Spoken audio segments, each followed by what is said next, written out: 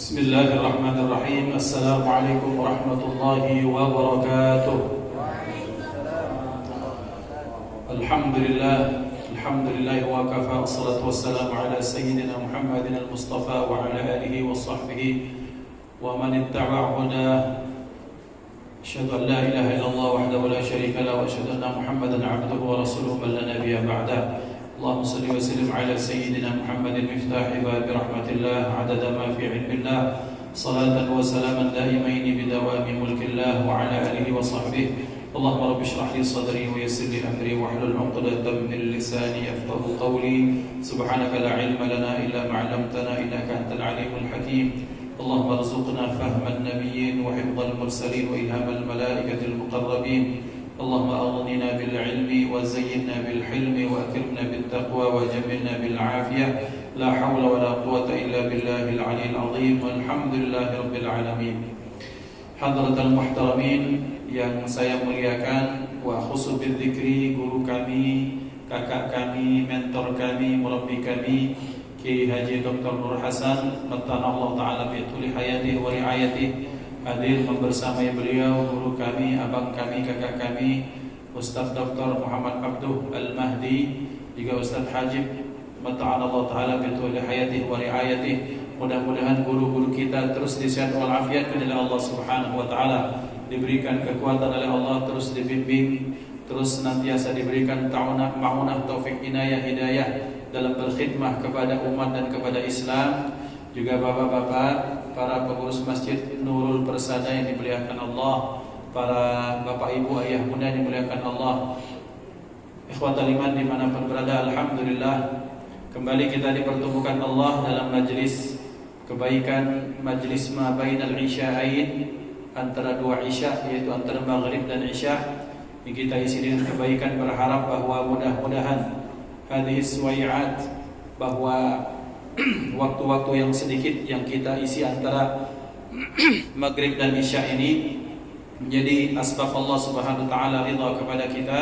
Salawat dan salam terus limpah-limpah kepada baginda Rasulullah Sayyidina Maulana Muhammad sallallahu alaihi wa alihi wasallam serta keluarga, sahabat, pengikut sekalian, amin Allahumma amin. Sebenarnya sayang ya, ini kesempatan emas untuk mengambil ilmu sebanyak-banyaknya dari guru kita, dari Dr. Kiai Haji Nur Hasan. Aku berharap membaca 15 menit lagi. 5 menit sudah itu bangun. Ya. Cuman upload ini aku lihat baik. Alhamdulillah ikhwan dimuliakan Allah Subhanahu wa Ta'ala. Bersyukur kita bisa bersilaturahim dengan para ulama yang mereka merupakan warathatul anbiya. Maka ini merupakan satu kesempatan emas. Tak semua masjid ini didatangi oleh beliau-beliau dimuliakan Allah. Artinya Nurul Persada ini termasuk masjid yang dipilih Allah untuk didatangi beliau-beliau. Mudah-mudahan tak cukup sekali, tapi berketerusan mereka berkenan untuk bahkan ngisi jadwalnya di sini insyaallah. Bapak Ibu dimuliakan Allah Subhanahu wa Ta'ala, insyaallah kita akan melanjutkan pembahasan kita dari hadis Al-Arba'in An-Nawawiyah yang malam hari ini masih membahas Al-Hadithut Tasid, hadis yang ke-9, yang kemarin sedikit kita telah bahas tentang bahwa Rasulullah sallallahu alaihi wasallam bersabda, "Ma nahaitukum anhu fajtanibuhu," apa saja yang aku larang kalian, aku tegah olehku akan kalian daripadanya, maka jauhilah ia. Wa ma amartukum bihi fa'tu minhu, dan apapun yang aku perintahkan, fa'tu minhu ay i'malu bihi, maksudnya kerjakanlah mastata'tum, semampu kalian. Fa innama ahlakal ladzina min qablikum kathratu masailihim wa ikhtilafuhum ala anbiya'ihim, maka satu-satunya sebab yang membuat umat-umat terdahulu itu dibinasakan Allah adalah mereka itu banyak request kepada Nabi, banyak berbantahan, dan banyak membangkang terhadap nabi-nabi dan utusan terdahulu. Bapak dan Ibu dimuliakan Allah, ini hadis ada asbabul wurudnya. Ini hadis ada penyebab terjadinya hadis. Kalau Al-Quran ada asbabun nuzul, maka kalau hadis namanya asbabul wurud atau sababu wurudil hadis. Terjadinya hadis ini adalah ketika beliau sallallahu alaihi wasallam sedang khutbah, sedang ceramah, dan ketika ceramah itu membahas tentang haji. Kata Rasulullah, beliau bersabda, "Innallaha farada 'alaikumul hajja fahajju." Sesungguhnya Allah Subhanahu wa taala telah mewajibkan atas kalian naik haji, maka naik hajilah. Ada yang bertanya, "Ya Rasulullah, afi kulli 'amin ya Rasulullah?" Naik haji itu ya Rasulullah apakah tiap tahun? Dengar tiap tahun itu Nabi dia. Kemudian bertanya lagi nih orang, "Ya Rasulullah, tiap tahun apa tidak?" Ini bahasa Inggrisnya gati, galaknya. Dia Nabi tetap dia. Kemudian akhirnya dia bertanya sekali lagi, maka Rasulullah diam. Setelah itu beliau jawab, "Lau qultu na'am la wajabat." Kalau aku bilang iya, maka pasti akan diwajibkan. Masalahnya je Nabi, bukan kamu bena haji. Kawan-kawan kamu dari pelosok dunia akan haji, dan yang lebih parah yang setelah kita ini akan haji wajib tiap tahun. Maka kata Nabi, kemudian beliau menyatakan, itulah yang membuat umat terdahulu itu binasa, itu gara-gara pertanyaan yang cair. Bapak Ibu dimuliakan Allah, pembelajarannya adalah bahwa kita harus berhati-hati. Tingkat kesolehan seseorang itu kadang membuat lupa diri, kadang lupa dengan alam sekitar. Maksudnya adalah bahwa satu potensi penyakit dari orang soleh ini adalah mereka pengen orang lain itu harus soleh seperti dia saat itu. Ini jadi masalah. Bahwa kalau ada orang melihat, misalnya dia punya kelapangan uang, ngapalah orang di dusun di Getah Basah, tidak galak sedekah, karena dia sedang semangatnya sedekah dan sedang banyak-banyaknya duit. Bagi dia berinfak 200.000 sekali masuk masjid itu biasa. Karena dia belum pernah merasakan paisit miskin 200.000 itu pacak makan untuk seminggu untuk orang lain. Nah, Bapak dan Ibu, bahwa kesolehan seseorang itu harus ditimbang rasa dengan kondisi sekitar. Ini sahabat yang nanya ini namanya Al-Aqrab bin Habis. Aqrab bin Habis ini punya semangat yang tinggi karena dia lagi senang-senangnya untuk melaksanakan perintah Rasulullah. Ya Rasulullah, hajinya tiap tahun enggak? Dia saat itu benar bahwa dia pengen, ya Rasulullah kalau memang tiap tahun haji aku galak, ente pacak, tapi yang lain mana? Maka Rasulullah diam. Bapak dan Ibu, diamnya Rasulullah ketika ada pertanyaan sahabat itu artinya beliau membasuh kita tuh tak berkenan. Cuman Rasulullah kan pemalu, hatta dalam riwayat dinyatakan pemalunya Rasulullah sallallahu alaihi wasallam bahkan mengalahkan anak-anak perempuan dalam pingitannya. Rasulullah tak lemah, mungkin kalau nak diiyakan atau tak diidakkan ini caknya ukulnya, beliau tetap diam. Supaya apa? Supaya yang lain tuh paham bahwa itu tuh bukan seperti itu kendak. Karena 3 kali, maka Rasulullah perlu mencetuskan dan menegaskan. Maka kata beliau, kalau aku jawab iya, niscaya hajinya jadi wajib tiap tahun. Pembelajarannya Bapak dan Ibu dimuliakan Allah seperti tadi, bahwa kita kalau soleh, maka solehnya itu tolong sesuaikan dengan kondisi di sekitar kita. Maksudnya, tidak semuanya Bapak dan Ibu orang yang berjuang memperjuangkan Islam ini bahwa harus masuk masjid kalau, harus mentangkan ambal kalau, ada yang buka pagar, ada yang tugas ke bank, ada yang tugas bersihkan WC. Kadang kalau pembelajaran kadang seperti kami dulu ketika di kelas, pokoknya kalau kita nih pikir orang tujuh harus nyapu kalau kelas sudah baca. Harus ada yang nyiapkan banyu dalam botol, ada yang mercik-mercikkan air supaya tidak debu. Ini berbagai tugas. Maka tingkat kesolehan kita jangan dipukul rata karena orang itu tak seperti kita semuanya. Maka ini hadis menjadi pembelajaran bagi kita bahwasanya Islam itu sebagaimana sabda dalam firman Allah, la yukallifullahu nafsan illa wus'aha. Sebagaimana kita telah bahas pekan yang lalu bahwa yang seumpama padanan cerita ini bagaimana cerita siapa? Cerita Bani Israel. Yang mestinya mereka ketika Allah menyatakan innallaha ya'murukum an tadhbahu baqarah, bahwa Allah perintahkan kalian untuk menyembelih sapi, sudah sapi. Baqarah yang penting betina. Nak tejobrobol baru lahir, nak yang sedang-sedang, nak yang tak produktif lagi, singgonya yang penting sapi betina, bukan kerbau, bukan ayam. Yang penting sapi betina. Cuma Bani Israel kan memang itu cak cak-cak congkak, cak-cak takut dikatakan, oh kalau kami langsung terima, tak menunjukkan harga diri kami yang tinggi. Wahai Musa, ud'u lana rabbak. Wahai Musa, tanyakan kepada Tuhanmu bagaimana sapinya. Maka semakin dijawab, la dalulun tuthirul arda wa la tasqil hartha musallamatun la syiyata fiha. Qalu al-ana jita bil haqq fadhabahuha wa ma kanu yaf'alun. Bahwa syaratnya itu dak tua, dak muda, dak pernah dipakai untuk membajak sawah. Cahayanya, warnanya seperti kuning keemasan, siapapun yang memandang pasti senang. Seperti yang kita semakin jelaskan kemarin, semakin banyak syarat, semakin mendetail syarat, semakin susah ditemukan barangnya. Siapa yang susah? Yang request dewek. Dan Bani Israel seperti itu, bahwa mereka anti sekali kalau langsung terima itu. Karena mengapa? Karena pengakuan mereka, nahnu sya'bullahil mukhtar. Kita ini adalah the children of God, bahasa mereka. Kita ini anak Tuhan, umat yang terpilih. Ini masalahnya orang Yahudi itu, orang Israel seperti itu. Maka kami pernah belajar ada tayarat fikri ya, maka arus pemikiran. Selain Taurat, orang-orang Yahudi ini mereka memegang kitab hadis namanya Talmud. Dalam Talmud itu dijelaskan bahwa kita non-Yahudi yang bukan bangsa Yahudi, dan itu sudah masyhur antara orang Yahudi sendiri. Selain Yahudi, maka kita ini adalah hayawan. Kita ini namanya goyim. Apa goyim? Goyim itu makhluk yang bahkan lebih hina dan rendah dibandingkan dengan hewan. Masyhur itu pendapat itu.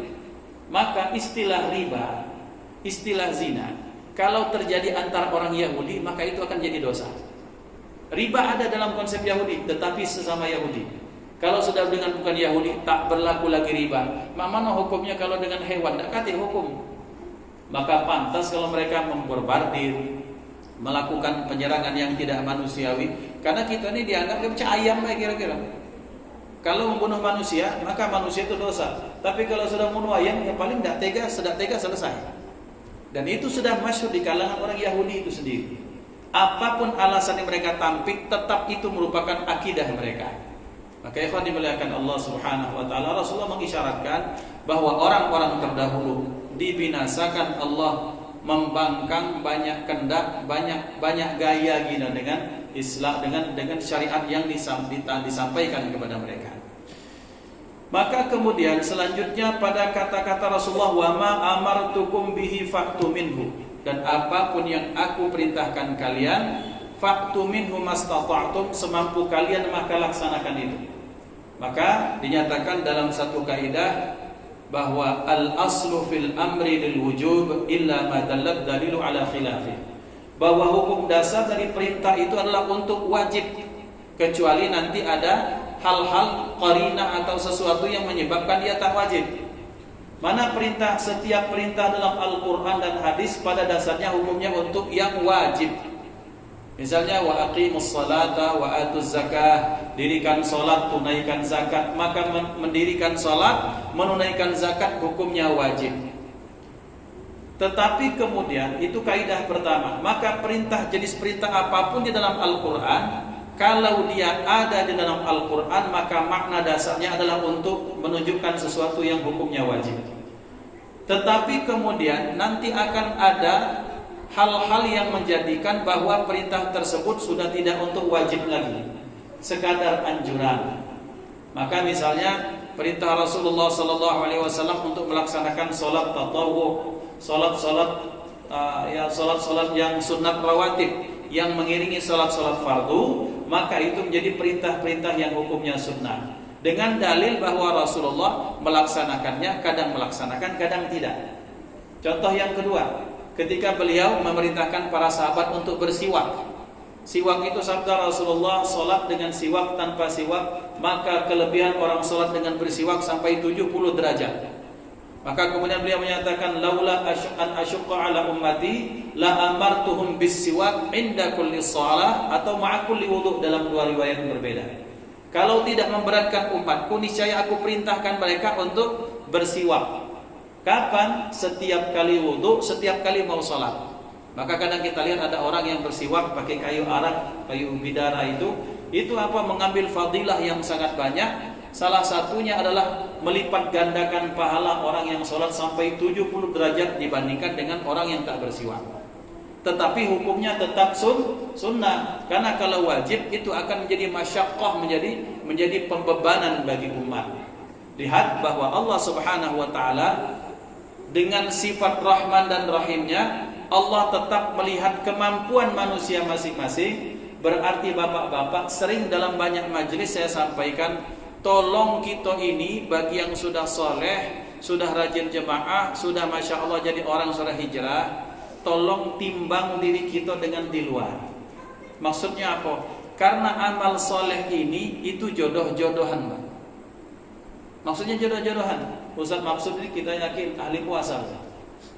Maksudnya hobi puasa, entah puasa Daud kah, entah puasa Senin Kamis kah, entah puasa Ayyamul Bid kah. Tetapi bagi Ustaz maksud yang sudah berjodoh dengan puasa, tapi jangan meremehkan orang yang tak puasa. Karena kenapa? Karena kita yakin orang yang tak puasa dia punya amalan yang lain, yang itu dia bisa bertanggungjawabkan di depan Allah karena istiqomahnya. Diam-diam sedekah, diam-diam dalam hatinya zikir Allah, bisa seperti itu. Kita tidak tahu. Kita anggap ternyata ini orang biasa saja, tapi ternyata sedekahnya minta ampun.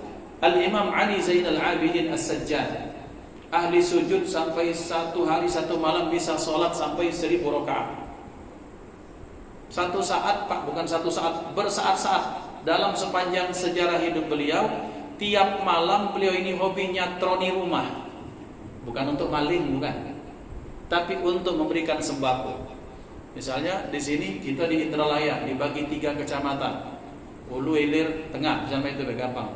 Maka malam ini beliau datang ke Indralaya bagian dulu, bagian utara misalnya. Maka beliau bungkus sembako dalam karung, beliau panggul, dipikul dengan punggung beliau sendiri. Berangkat jalan kaki sendirian, tidak pakai pembantu, padahal banyak pembantu beliau dalam riwayat. Kemudian setelah itu beliau lihat ini fakir sini dibagi selesai. Sampai santur subuh kemudian beliau balik. Maka orang-orang yang bangun fakir miskin di Indralaya Utara, ketika tiap buka pintu rumah sudah ada sembako yang bisa dimakan. Berhari-hari terus berbulan-bulan sampai beliau meninggal. Orang tak tahu ternyata kemudian siapa pelakunya yang memberikan bantuan, tak pernah ada yang tahu dan tidak ada yang ngaku. Sampai satu saat ketahuannya kapan? Dengan 2 dalil. Ketika beliau dimandikan jasad beliau yang mulia, tiba-tiba dijenguk di belakang ini kapal lah menghitam alun. Pecah orang yang galak narik pasir, itu orang kuli bangunkan kapal mana. Kalau kita salam untuk kasap lah kira-kira seperti itu. Nah, kalau Kak Nur Hasan itu pernah kasap, sekarang lalu sudah. Ya. Nah, seperti itu. Nah, ikhwan dimuliakan Allah. Yang kedua, yang paling jelas, setelah beliau meninggal, tak katik lagi terima paket sembako tiap subuh bagi orang-orang fakir miskin. Kecuali musim pilkada. 2024. Nah, cuman ambil sembako jangan tikar masjid, takut mengkalah ditarik. Terjadi itu di Palembang, bukan di sini. Ikhwan dimuliakan Allah Subhanahu wa taala. Jadi lihat, ternyata kadang itu seperti yang saya sampaikan, kadang penyakit kita ini kalau kita milik bahasa lah yaitu lalim dikit tuh, pengen orang lain kena salim harus seperti alim seperti dia. Lalu mulai meninggalkan musik yang lain, musik yang tak baik, musik haram seperti itu. Dulunya pernah merokok, tak merokok lagi, yang rokoknya puntung setan. Tidak baca. Masalah-masalah khilafiyah jangan diperdebatkan. Selama ini masalah usul boleh. Usul itu apa? Masalah yang mendasar, bahwa misalnya Nabi itu Nabi Muhammad, Nabi terakhir. Nah, kecuali ada Raja Adil ini kawan beliau ya. Dibahas bertahun-tahun sudah. Nah, itu seperti itu, ada Nabi terakhir setelah Nabi Muhammad, itu baru boleh kita katakan sesat, kita boleh katakan sepakat bahwa ini orang salah. Tapi ada yang nak sholat berjamaah tak berjamaah, kunut tak kunut, merokok tak merokok, ziarah tak ziarah, yasin tak yasin, tahlil tak tahlil, itu masalah cemen lah. Tapi kadang-kadang ada orang yang dengan tingkat kesolehan tadi, semangat tadi, kemudian dia suka menyalahkan yang lain, di situ jadi masalah. Selama itu tak bersinggungan dengan sesuatu yang sifatnya mendasar dan prinsipil, tak usah didesak-desakkan. Dalam hati kita, orang yang sudah terbiasa puasa, maka katakan bahwa boleh jadi sekarang aku puasa, boleh jadi nanti dia yang lebih kuat puasa dibandingkan aku. Maka sehingga kita ini tidak terlalu percaya diri dengan amal soleh kita. Jadi ada orang lain Pak, yang misalnya melihat kita ini misalnya biasa namatkan Quran sehari 1 juz, one day 1 juz. Wah semangat kita baca Quran. Terus dalam hati, yang itu apa? Gawe pembesar terus dipondokkan di Terkul. Nah, jangan kakak ini sehari sejuz. Bahaya ya ikhwan. Maka kata Imam Ibnu Qayyim Al-Jauzi rahimahullah, hati-hati ketika Allah sudah menganugerahkan kepadamu amal saleh, maka imbangi dengan kehati-hatian bahwa setiap orang pasti punya kebaikan yang bahkan lebih baik daripada kita. Supaya kita ini tidak sombong, tidak ujub, tidak angkuh hanya dengan sekadar amal yang sedikit saja. Kalau orang boleh membanggakan amal, malu kita dengan Al-Imam Ali Zainal Abidin, malu kita dengan Syekh Abu Bakar bin Salim. Syekh Abu Bakar bin Salim siapa? Orang Pak ulama yang bahkan Masya Allah sepanjang hidupnya kami pernah ceritakan, di rumah beliau itu ada 800 tungku. 800 tungku setiap hari masak untuk 2000 orang. Gratis, dak pakai nunggu 2024. Al-Imam Ali bin Muhammad bin Husain Al-Habsyi, Sahihul Maulid. Beliau setiap kali ngadakan maulid yang datang 50.000 orang. 50.000 orang tuh di amplopi kalau berisi pada amplop ya. Serius. Artinya apa? Dan itu Masya Allah, itu adalah orang-orang yang kalau mereka boleh berbangga, maka kita malu dengan orang-orang seperti itu. Berarti kita harus banyak berkaca dengan orang-orang di atas kita pada aspek kesolehan, sehingga kita nih misalnya istilahnya itu, sehingga kita menjadi orang lebih wise lagi, lebih bijak dalam menghadapi kehidupan beragama ini. Kemudian muncul wa ma nahaitukum anhu fajtanibuhu. Ini ada yang terlewat, bahwa apa yang aku tegah, apa yang aku larang itu maka jauhi. Tegahan atau larangan Rasulullah kemudian oleh para ulama diambil menjadi dua kaidah dasar. Yang pertama, larangan yang bersifat haram secara mutlak. Kalau haram ya haram, tentang larangan berzina, larangan minuman keras, larangan ini, larangan itu, maka hukumnya sudah jelas tegas bahwa dia haram. Tetapi yang kedua, ada larangan yang sifatnya karohah atau at-tanzih. Apa itu karohah atau tanzih? Larangan yang sifatnya makruh, dikerjakan itu udah apa-apa, ditinggalkan jauh lebih baik lagi. Contoh, pernah pada satu saat bahwa beliau sallallahu alaihi wasallam bawa tanaman. Man akala min hadhihi syajarati fala yaqrabanna musallana. Yang makan dari tanaman ini jangan mendekati tempat sholat kami, sabda Rasulullah. Beliau bawa apa? Beliau bawa batang tanaman bawang putih. Bawang putih atau bawang abang, dalam riwayat thum itu ada bawang putih. Maksudnya adalah sesuatu yang menimbulkan aroma yang tak sedap, yang membuat orang lain menjadi tak nyaman. Karena orang Arab itu kalau bawang putih, bawang abang itu kadang ya dimasak, tapi mereka belalak mentah. Bawang bombay itu ceprap, ditinju bawang, terus dilalapkan. Kira-kira mana mampunya? Assalamualaikum warahmatullahi. Oh ampun, itu mampunya itu. Nah, imbangannya orang kita ada kate paling belalap kurot kan. Nah, itu dia masalahnya. Makan petai kamu mampu nih. Harus ditutup supaya hilang bau petai dengan jering. Makam. Ternyata jering tak terangkat, maka ditutup dengan kabau. Tambah jadi. Nah, uji Nabi, kalau kamu memakan salah seorang di antara kalian, makan dari sesuatu yang punya aroma yang seperti itu, jangan dekati tempat sholat kami. Sholat berjamaahnya bagus, tetapi ketika dia menimbulkan dampak di sekitarnya, berlakulah satu kaidah berikutnya, darul mafasid muqaddamun ala jalbil masalih. Meninggalkan sesuatu yang menimbulkan dampak kerusakan itu jauh lebih baik diutamakan dibandingkan dengan melakukan kebaikan. Jadi kalau makan petai kira-kira tiga papan itu jering, apakah bau sepopokan? Ijekan dulu. Jangan marahi masjid. Kalau orang Allahu Akbar pingsan, pengen dapat pahala, tapi yang lain merasa jengah, itu bahaya. Sama dengan sering saya contohkan, pengen ngecop Hajar Aswad, tapi ngumpa joki dengan 200, 300. Joki itu aku pernah nengok dengan mata kepala sendiri, di lingkup ini orang, 2 lagi ini, yang itu kanan cepet. Itu kalau sudah siku kena ke muka orang apa, itu zalim. Pengen mendapatkan sesuatu yang fadilah, sesuatu pahala, tapi dilakukan dengan menyakiti orang, nyari sunnah, melakukan dengan yang haram, itu tidak pas. Maka Islam ini indah, bahwa kalau kira-kira tidak pacak, ya tinggalkan, tidak usah memaksakan diri. Karena kalau sudah indikator kita memaksakan diri, kebaikan itu bukan karena kebaikan, tapi karena nafsu dan ego. Supaya balik pacak ada cerita, aku ngecop Hajar Aswad 2-3 kali, cak-cik-cuk gara-gara itu. Padahal dan dia ceritakan mana ada orang bengor gara-gara dia melupakan orang lain. Itu aib ya ikhwan. Maka berarti kita harus melihat bahwa ternyata kebaikan pun harus diilmui. Seperti yang sering Al-Fakir kami sampaikan, jangankan untuk imam, makmum baik harus ada ilmunya, apalagi imam masjid. Untuk jadi rakyat baik ada ilmunya, apalagi jadi pemimpin. Berarti di dalam Islam semuanya harus ada ilmunya.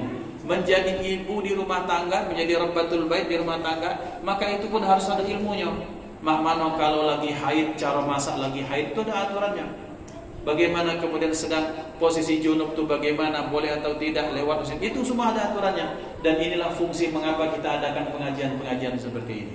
Maka silahkan nanya ke Ustaz Mustafa Kamal yang beliau ahli fikih. Jadi kalau nak banyak bertanya masalah fikih, kalau kata Pak Ketua, aku bukan ke Ustaz Mustafa Kamal, okay? Jadi lemak aku tinggal selamat, tinggal itu aja. Paling lemak jadi ketua, tinggal ikut perintah, ya. Ikhwan dimuliakan Allah. Silam, bisa. Setegal lagi.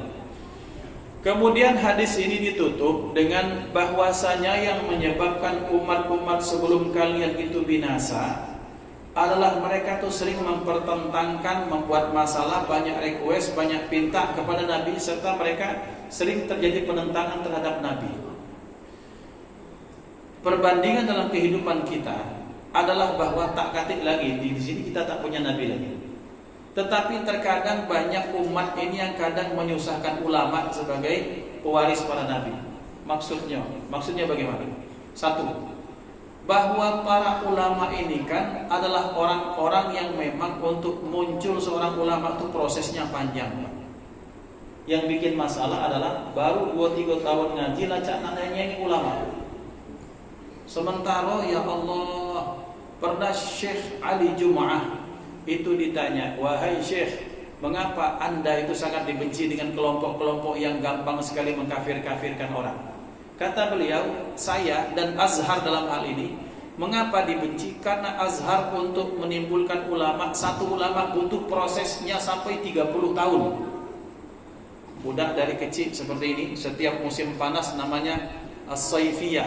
Saifiyah itu 3 bulan. 3 bulan anak-anak di bawah masjid. Di musim panas itu mereka disuruh ngapal Quran sampai ada yang hafal 3 juz, 4 juz sebulan dalam 3 bulan itu.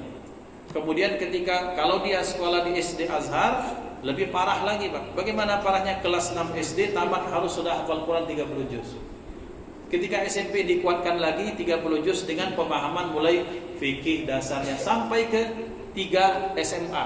3 SMA tamat Quran dengan hafal dengan syair-syair, kaidah-kaidah usul fikih. S1-nya terus sampai doktornya menjadi ulama.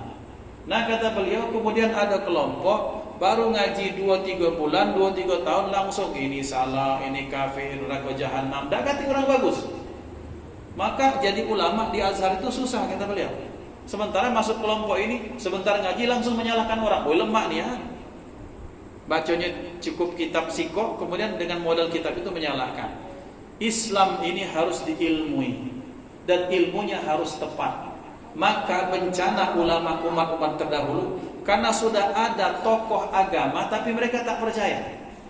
Ditentang fatwa ulama ini. Oh kami tak setuju dengan fatwa ulama ini. Lah, kalau kamu tak setuju dengan fatwa ulama, fatwa siapa yang nak kamu meloi?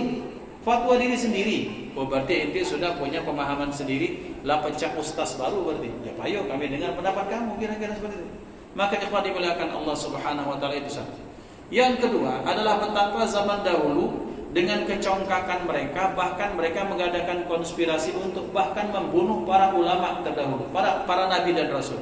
Lihatlah siapa dia? Nabi Yahya, Nabi Zakaria, Nabi Isa, Nabi Musa. Kalau tak ada Nabi Musa itu sakti mandraguna kira-kira masuk gitu, makanya Nabi Musa pun akan dibunuh. Nabi Isa karena Allah selamatkan. Nabi Zakaria dibunuh. Nabi Yahya dan banyak lagi nabi yang tak tercatat dalam Al-Quran yang mereka dibunuh oleh orang Bani Israel. Artinya adalah bahwa setiap ulama pasti ada penentang. Tinggal kita ulama ini misalnya barisan-barisan ulama itu menyampaikan kebenaran sesuai dengan kebenarannya, bukan berdasarkan misalnya pesanan atau apapun itu. Dan kita sebagai umat bapak-bapak nak gampang bapak dan ibu menujiku waktu pribadi. Lemah kita jadi orang awam. Ngapo selamat? Sebagaimana kita sebagai orang al-faqih, orang awam, kira-kira kalau Allah bertanya, Iqbal, ngapo kau akad takbir rumah itu?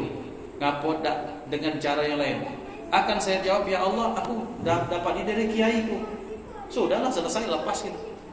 Kemudian ketika kiai ditanya, Kiai Kori atau Kiai Hamid, Allah yarhamhum wa rahmatul abrar, maka mereka menjawab, kami dapat dari guru kami, dari Kiai Sayyidina.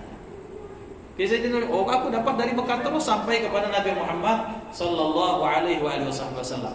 Jadi kita orang awam ini Pak, supaya selamat di dunia akhirat, maka kita dengar dari guru-guru kita selamat.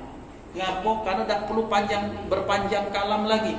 Ngapo kamu takbir, ngapo Fatihah kamu tuh dibaca Bismillahirrahmanirrahim. Sementara di Mekah itu Bismillahnya pelan. Oh, kami dengar dari kiai kami. Aku dengar dari ustadz kami begini-begini, sudah kami bela ustadz kami. Ustadznya bilang, saya dapat dari guru saya terus sampai kepada Nabi Muhammad sallallahu alaihi wasallam. Jadi lemak Pak, jadi orang awam yang nyaris tanpa risiko. Risikonya seko yang berisiko.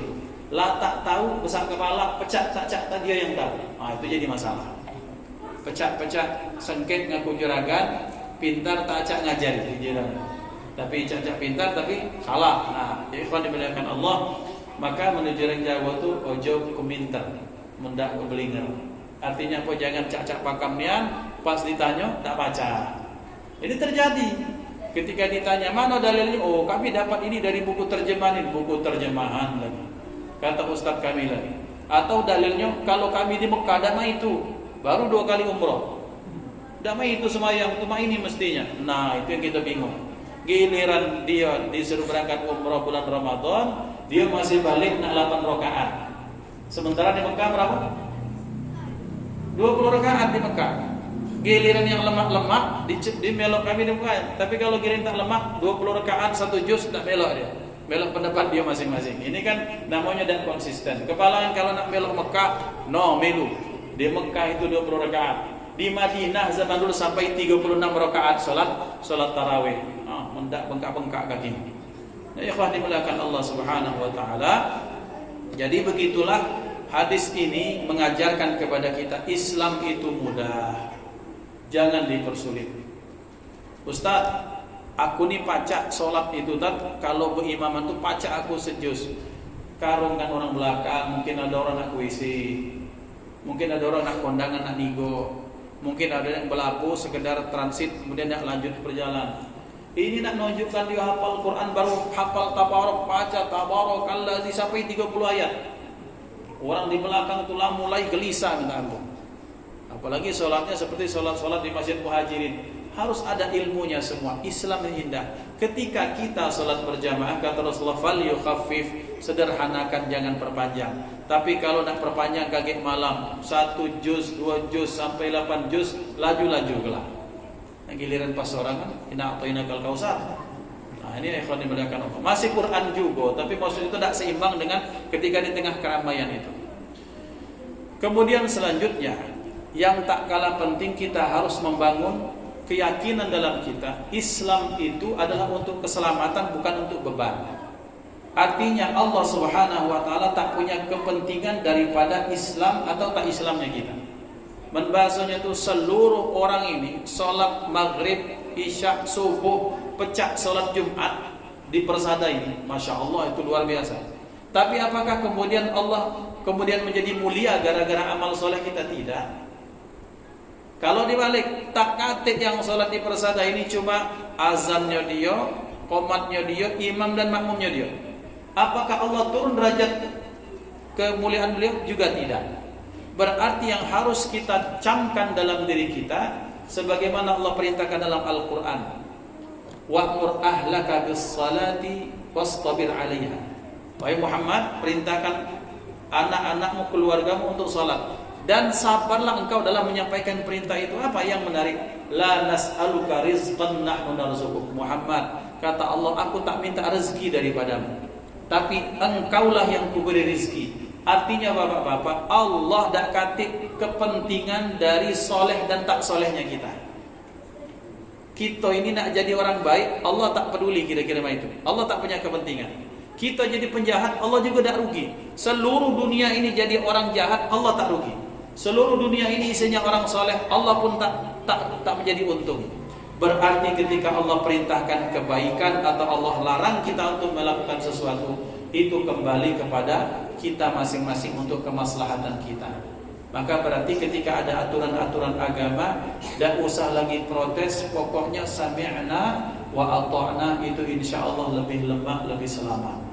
Kalau masih penasaran, kita bertanya kepada guru-guru kita, kepada ulama kita, ngapola ustaz babi diharamkan, ngapola ustaz kemudian misalnya riba diharamkan. Maka kita bertanya kepada mereka, ngapo ini harus dikerjakan. Kita bertanya kepada mereka supaya lebih pakam lagi, kemudian supaya kita semakin mantap dengan jawaban-jawaban beliau. Dan yang paling pasti, supaya ilmu dan amal kita bisa dipertanggungjawabkan di depan Allah Subhanahu wa taala. Hadanallahu wa iyyakum ajma'in. Usikum wa nafsi bitaqwallah. Seperti biasa, tidak ada pertanyaan. Kalau nak bertanya, tanyalah, mumpung ada Bapak Bos kami. Aman itu ya. Tinggal kita nanya, beliau dah galak jawab, ada asisten beliau kok. Jadi aman. Tapi insyaallah dengan yang tanya ke sini. Ya. Jadilah paham kalian insyaallah. Bapak-bapak yang dimuliakan Allah Subhanahu wa taala, terakhir kita berterima kasih kepada guru-guru kita, kepada ulama kita, Kiai Haji Dr. Nur Hasan, kemudian Kiai Haji Dr. Muhammad Abdul dan Al-Ustaz Syekh Hajib, yang mudah-mudahan semua guru-guru kita, para ulama kita terus dijaga, dilindungi oleh Allah Subhanahu wa taala, dan doakan kami dalam menjalankan amanah ini mudah-mudahan tetap amanah, karena kami semuanya akan mempertanggungjawabkan di depan Allah Subhanahu wa taala. Usikum nafsi bi taqwallah, hadanallahu wa iyyakum ajma'in. A'udzu billahi minasyaitonir rajim. Bismillahirrahmanirrahim. Alhamdulillahirabbil alamin. Allahumma shalli wa sallim ala sayyidina Muhammad wa ala alihi wa sahbihi wasallam ajma'in. Allahumma ij'al jam'ana hadha jam'an marhuma wa tafarruqana min ba'dihi tafarruqan ma'suma wa la taj'al fina wa la minna wa la ma'ana shaqiyyan wa la mahruma. Allahumma hdina bi hudak waj'alna mimman yusari'u fi ridhak wa la tuwallina waliyan siwak wa la taj'al khalafa amraka wa 'asak wa hasbunallahu wa ni'mal wakeel. Rabbana atina fid dunya hasanah fil akhirati hasanah wa qina 'adzaban nar. Sallallahu ala sayyidina Muhammad wa ala alihi wa sahbihi wasallam. Walhamdulillahirabbil alamin. Dan ini menyampaikan permintaan kami semua, kita minta diimami oleh Dr. Nur Hasan. Sepakat Bapak Ibu ya, biar dapatkan keberkahannya insyaallah. Wassalamualaikum warahmatullahi wabarakatuh.